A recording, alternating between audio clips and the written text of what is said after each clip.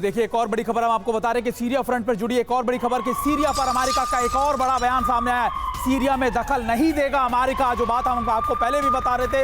ISIS को रोकने के लिए मदद करेगा अमेरिका, यानी आईएसआईएस जैसे आतंकी ग्रुपों को रोकने में मदद करेगा, लेकिन दखल नहीं देगा अमेरिका। और अमेरिका सुरक्षा सलाहकार जैक सुलिवन का यह बयान सामने आया है।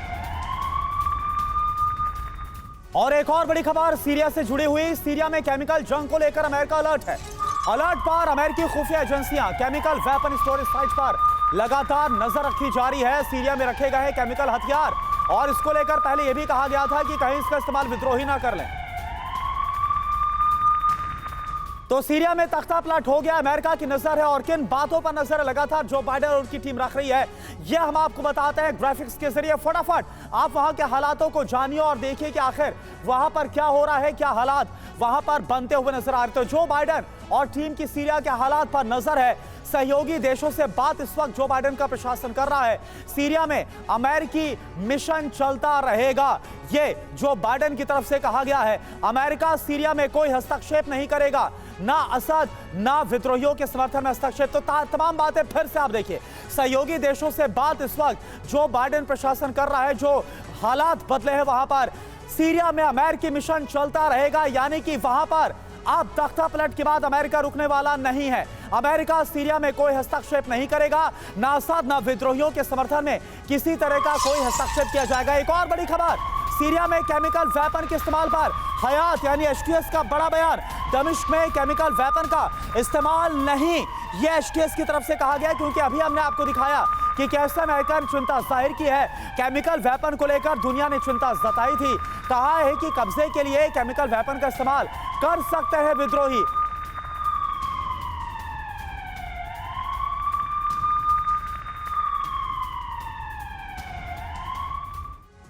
और देखिए बदलते हालातों के बाद अब यह सवाल उठ रहा है कि क्या सीरिया में होगा केमिकल जंग की भी शुरुआत। असद की सेना कर सकती है केमिकल वेपन का इस्तेमाल, ये भी एक बड़ी पॉसिबिलिटी नजर आ रही है। और खास बात यह भी कि क्या ब्रिटेन ने सीरिया सरकार को यह चेतावनी दी है और विद्रोहियों के खिलाफ केमिकल वेपन इस्तेमाल ना हो, यह ब्रिटेन की तरफ से कहा गया। केमिकल वेपन का इस्तेमाल हुआ तो अंजाम बुरा होगा, और केमिकल वेपन के इस्तेमाल पर एचटीएस ने बयान भी जारी कर दिया गया है। दमिश्क में केमिकल वेपन के इस्तेमाल का इरादा नहीं है। देखिए लगातार कहा जा रहा है कि केमिकल वेपन का इस्तेमाल हो सकता है, और ना सिर्फ ये बात सीरियन आर्मी के लिए बल्कि एचटीएस के लिए भी कही जा रही है। लेकिन ब्रिटेन ने यह बात चेताई है कि केमिकल वेपन का इस्तेमाल हुआ तो इसके कॉन्सिक्वेंसेस, इसके जो प्रभाव है बहुत ज्यादा बड़े होंगे, बहुत ज्यादा विध्वंसक होंगे।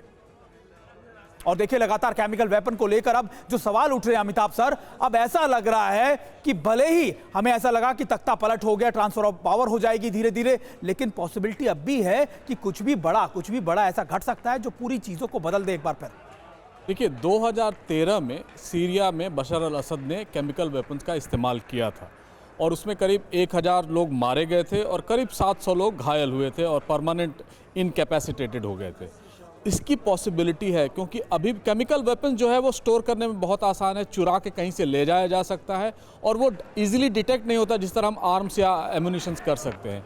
लेकिन जो हालात इस समय हैं, डेस्परेट होकर सीरियन फोर्सेस जो अब वहाँ से हट गई हैं वो इसका इस्तेमाल कर सकती है। और यूनाइटेड नेशंस ने 2013 में ये बहुत क्लियरली कहा था, और उसके फाइंडिंग्स में ये है कि केमिकल वेपन्स का इस्तेमाल किया गया था।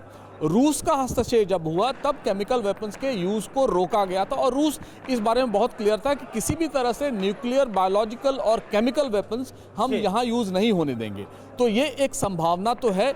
इराक में भी इसका इस्तेमाल किया गया था। इस पूरे रीजन में कई सारे देशों के पास केमिकल वेपन्स हैं, इस पॉसिबिलिटी से हम डिनाई नहीं कर सकते हैं। लेकिन जो हालात वहाँ हैं और जिस तरह से ये नई सरकार वहाँ बनने जा रही है, जाहिर है उस पर ये दबाव जरूर होगा कि वो केमिकल वेपन का इस्तेमाल नहीं करें, क्योंकि उनके विद्रोही जो हैं उनके पास भी केमिकल वेपन्स हैं।